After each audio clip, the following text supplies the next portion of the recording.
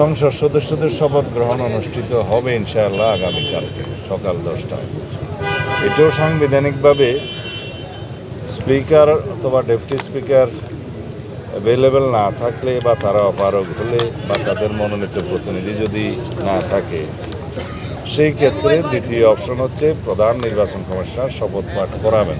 বিরোধী দল ছায়া সংসদ করার এই সংস্কৃতি উন্নত বিশ্বে আছে, যদি তা করে সেটাকে স্বাগতম জানাই।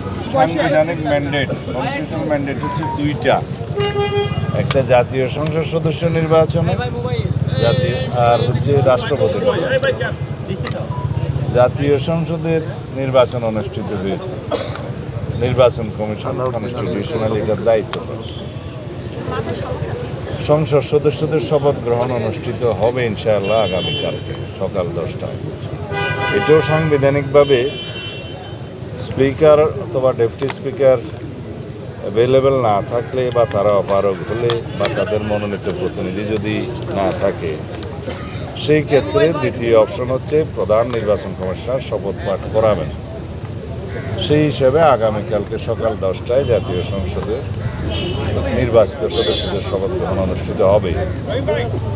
এইটা প্রধান নির্বাচন কমিশনের সাংবিধানিক এখতিয়ার আছে।